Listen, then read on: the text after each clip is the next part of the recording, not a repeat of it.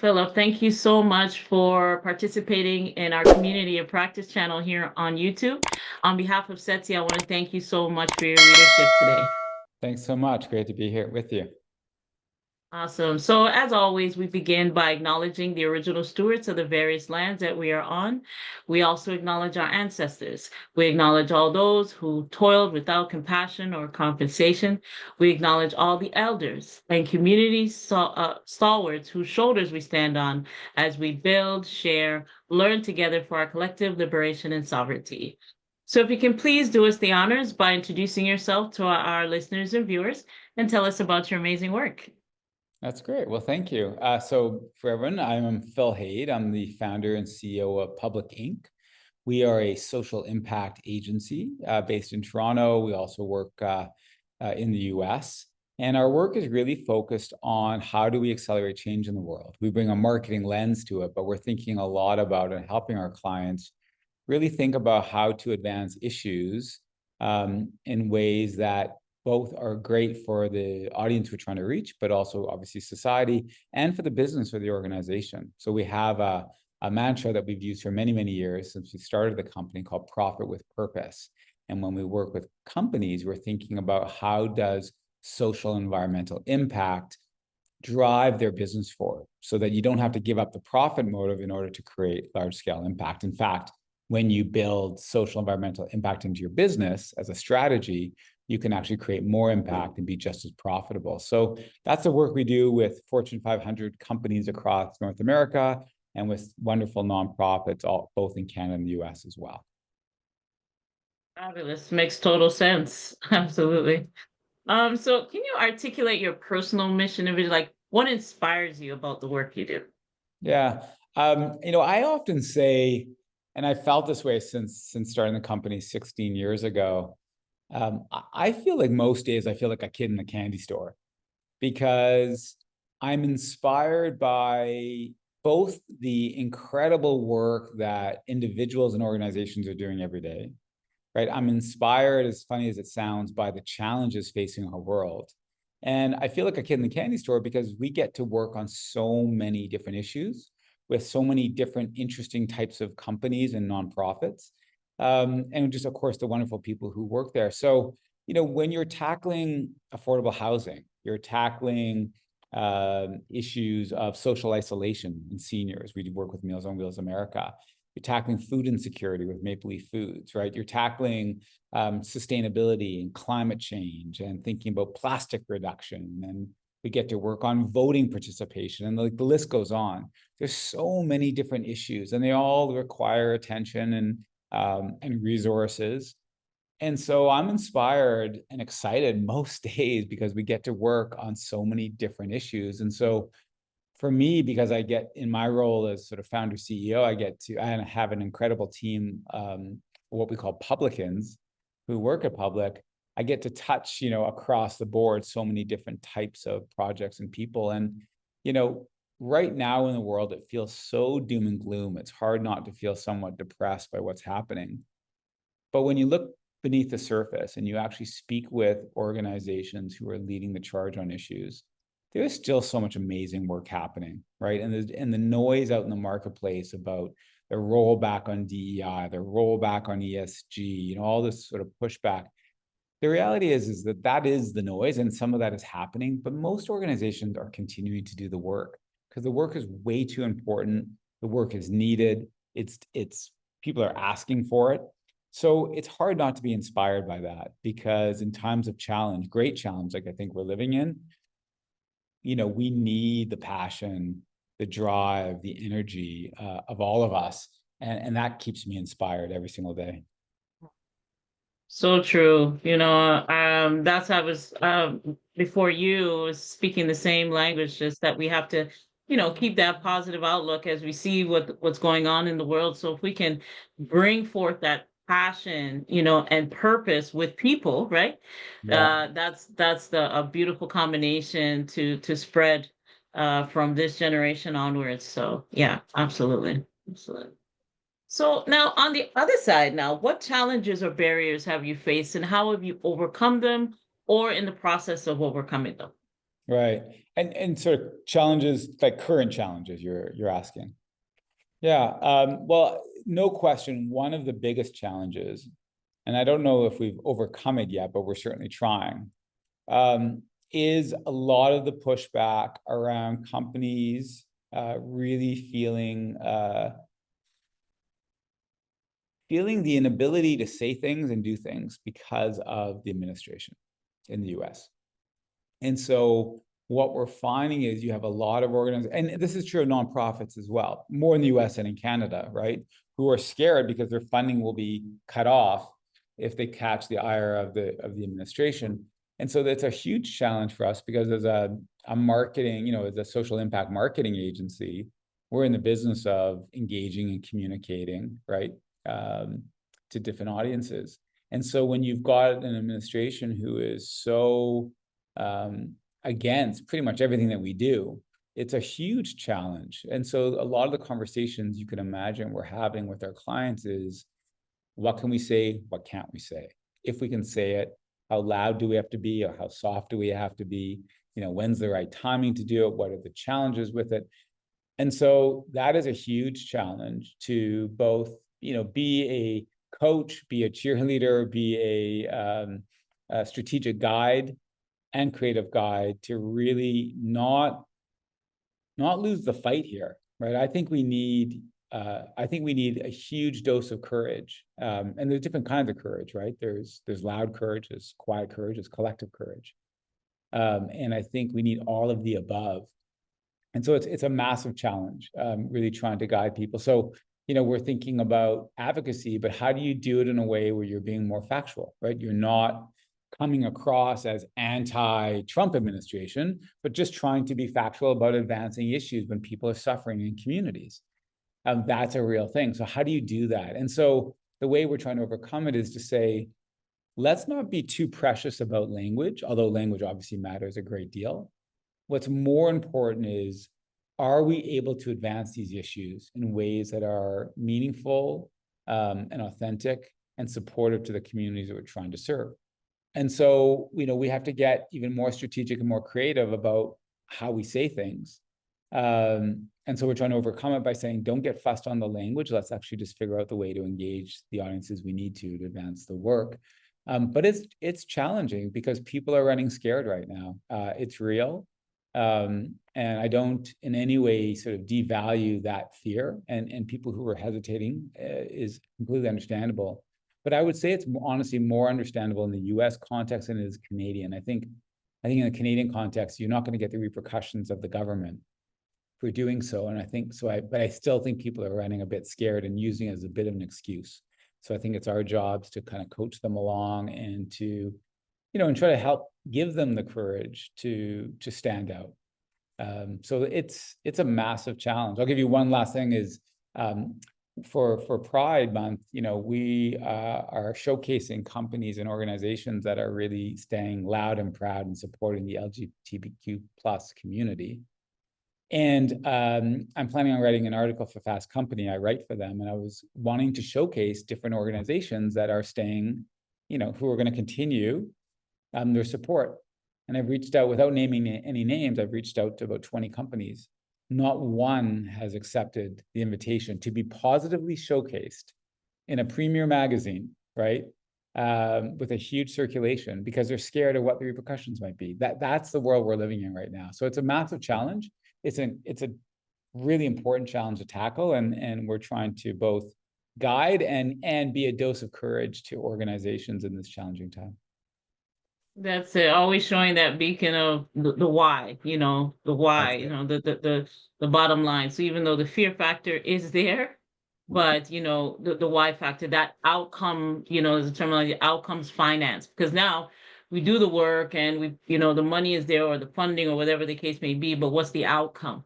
The money that you put in or have been granted, what is the outcome communal wise in society? So maybe it's that reality check again, like if they let go of the fear and see the reality before them and the urgency of helping community, maybe they'll push that fear back a little bit, because that term, damn if you do, damn if you don't, is You're, real. you're you're 100% right. And I think there does need to be, and we certainly do this with our clients, is do a bit of the risk assessment kind of equation, right? So, no one's asking anyone to do things that could destroy their organization, right?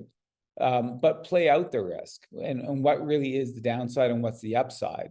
And then assess the downside risk to what's the benefit to the communities you're serving, who are in need, and ask yourself which outweighs which. And I don't know if enough organizations are really doing that proper assessment. I think what happens in challenging times is you just default to, it's too much risk, I'm not going to bother. But it's easy to be courageous when things are going well and everything's hunky-dory. It's another thing to be courageous when things are really difficult. And Really difficult. Yeah. we all need a lot more courage right now. That's it. That's it. And data is the new gold. So data keeps being pushed to them and say, look, here's the stats. Stats numbers don't lie. That's This is right. what's going on. So, yeah, That's right. absolutely. So anything any key priorities or anything you want to amplify? Anything you're working on now? Well, we're working on, as I say, so many different types of issues. I do think, as example, we need, I think, organizations to not, as I was saying earlier, not play into this belief that supporting your organization's diversity and equity inclusion goals is a bad thing, right? Because the data, to your point, the data shows that actually both employees and consumers, they actually still want it, right? They expect it. So if you follow the data and you think about DE&I right now, or you think about the sustainability agenda, which is interesting, like the latest polls I've seen on what issues are most relevant to Canadians right now, climate falls way down. But the truth is that it's not like we're doing well on climate. In fact, we've gone way past the 1.5 degree target, right? And we're on path to 3 degrees. So I think, in this moment, we're really trying to think about how to make these issues continue to be relevant and resonant, and thinking about ways to do it that aren't sort of just your same old, because what we found, we just launched a conscious consumer report where we wanted to understand, people say they'll do the right things, they'll buy from companies and that they support and who do right in the community. But the truth is that people's purported behavior and what they actually do are quite different. And so the data will tell us that like 75% of people will buy conscious products. What we found is actually half. And so what we really wanted to understand is what are the behavioral drivers and what claims would actually get you to purchase things that are more conscious. And it's fascinating, right? It's really fascinating because claims around reducing carbon, improving the planet don't resonate. But yet that's how we keep communicating and marketing all the time. What does resonate is things like, tell me how it benefits me and my family. Tell me how it's going to benefit me today, not tomorrow, right? So don't give me the whole collective benefit. This is great for society. Tell me what I get from it and how it's going to better my life today, which, you could argue sounds very selfish, but that is how people are looking at this. And so again, I think the point is, if you want to move these issues forward, play to where people are and find ways to resonate with them. And so that is an idea that we play across so many different issues that we're working on. How do we think about what's in it for you as opposed to just the collective benefit? Smart. That's very smart because yeah, you definitely have to meet them where they are, but give them spoonfuls, of introduction into things to broaden their mind and to raise awareness and see the importance. They might have it on a lower scale, but when you meet them where they are, pet them, and then bring them to a higher level of consciousness. Yeah, yeah. That's right. I mean, behavior is Very very good. hard to change. So I'm a Yes, big yes. believer in, don't try to ask people to massively change their behavior. It's very, very, very difficult. Get inside their existing behaviors and just tweak it a little bit. right? Love it. That's you can shift people. And so much of our work is around how you do that and bring creativity to it, right? You can tackle Yes. very serious issues with humor. You can tackle it with surprise and delight. Like you don't have to always go so straight at what you want people to know. You got to find different ways to unlock, but you got to get inside their behaviors and Love just it. get just a Mhm. little bit. You got it. You got it. Awesome. So what is let me ask this. So how do you feel about the future of social impact in Canada in general? Well, I will say that I am by nature an absolute optimist. So I am therefore optimistic about it. But what I would say is, and this has been my experience, having worked in the impact space, impact sector for, 25 years. I think there's incredible people doing incredible work. I do think, to our conversation a little earlier, I do think there is a lack of courage generally in the space. I think there's a real lack of risk taking. I think we're way too conservative in this country. People don't want to be first with most things. There's a funny story. I once gave a talk to this AFP, Association of Fundraising Professionals, and I gave a talk once called "The Race to Be Third," and it was basically, why do organizations want to be third to market with something, not first or second? Because first, of course, is way too scary, and second means only one person's gone before you. And so I gave this talk about how we have to change that mindset. And on my evaluations, I completely bombed the session. Everyone hated it. but the point I'm making here is, I'm optimistic about social impact in Canada, but I do think we are very risk averse. I don't think we actually invest in thinking about innovation, and innovation by nature means it can fail. And so how many organizations have a budget for innovation that could fail, right? And I'm not saying you spend huge amounts. I said, take 1, 2, 3% and try some things. So I don't think we're accelerating our innovation on creating impact relative to the pace of our world and these issues and what they require. So on the one hand, I'm optimistic, but I think we need a real jolt of courage, of risk taking, and I think accountability. I think we need to be a little bit more challenging to ourselves to say, what have we actually accomplished, right? And I think sometimes we use, I was hearing this last night, this fascinating session I went to with the Toronto Foundation with Indigenous communities, and part of the thing that I heard was, it can't all just be about measurement's important, but some things can't be measured perfectly, and it doesn't mean they don't have value, right? But again, that's part of getting past. So I think we use all these excuses for why things can't be or can be or what you need to do. I think we got to throw some of that playbook out, and we got to be laser focused on what are creative ways to move issues forward to really support people and the planet in ways that are necessary today. And so on the one hand, I'm optimistic, but I think we have to really give ourselves a positive jolt of energy and a little bit of hard medicine and say, it's time. I think Canada can lead, but I do not believe we are leaders in social impact. I really don't. And if you think about why the Aga Khan created the center in Canada around, because he said this is a pluralistic nation. Our pluralism is such a strength, and yet I don't think we leverage it as well as we could. So I'm optimistic, but I think we need to give ourselves a jolt. Of course, absolutely. And guess what? If we don't do it, the next generation is doing it and will continue to do it, because when Absolutely. you said it perfectly about holding each other accountable, because the next generation is holding us accountable. What have we done? What are we doing? Why didn't we do this? Why didn't we do that? And them carrying that torch on and continuing the journey. So I agree with you. We have a long way to go here in Canada.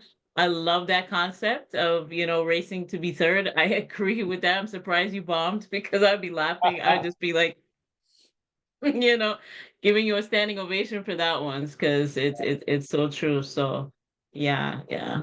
Awesome. So what would be your ultimate goal and what does success look like to you? Uh, so just to clarify on the question, for me personally, for my organization, like for Public Inc., or more collectively in nature? Um, let's say collectively, like between, how you stand and, your values with like Yeah. your success. It's a great question. So I would maybe answer it this way, or a few ways. One is that I think huge success for us collectively would be is if we actually create a whole bunch more space to live in the gray of issues.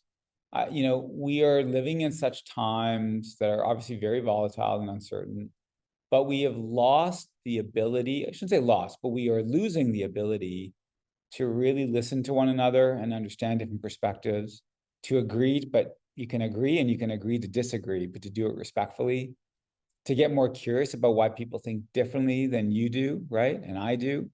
And to create space for that in order to realize that there's so many ways to solve a problem. And if intention is good, then don't be so arrogant and bring a little bit more humility to the fact that people might go at it in very different ways. And so I think we live in this binary world right now where everything is so like you're this or you're that, right? You're right or you're wrong. And I think it's closing in on the ability to think really creatively, and to really accelerate, these issues. And what's fascinating is if you look at the threat that we've just experienced with the US, with all the nonsense around, be the 51st state, well, all of a sudden now we're willing to think about removing trade barriers between provinces, right? Well, that idea has been around forever. People have been talking about that, but there was no outside, worry or force to make that happen. I think it's true when it comes to the lack of kind of space and accommodation. We're not learning from one another. We're not creating space for that. So one form of success, which isn't an outcome in terms of an issue, but is where there's just a lot more accommodation and understanding, and conversation around different perspectives. So that's one. I think obviously a second one is we have to solve the existential crisis that is climate. And we're going to have more forest fires, and we're going to have more floods, and we're going to have more hurricanes, and this is only going to get worse.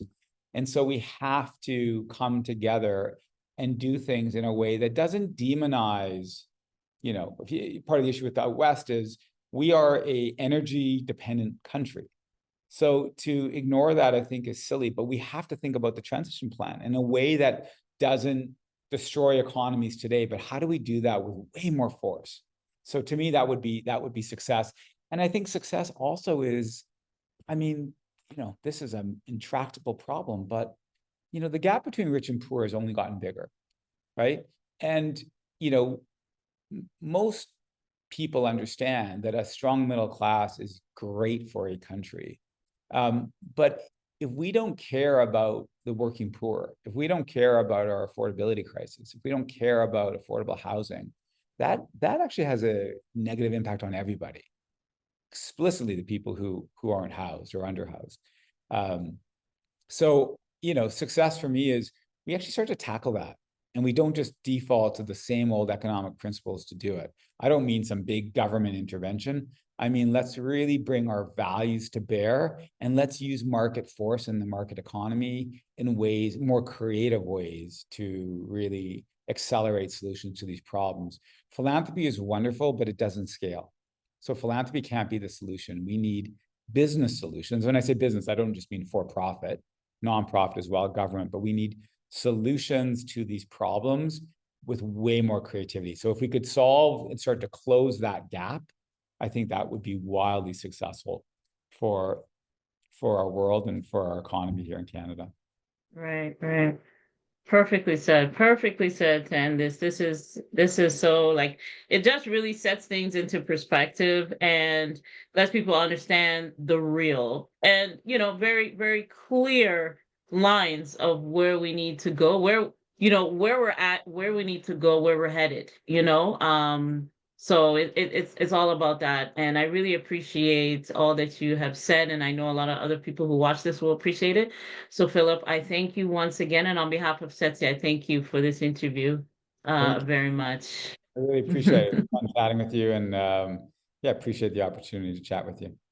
Oh, likewise, likewise. So we will close the way that we began by acknowledging the original stewards of the various lands that we are on.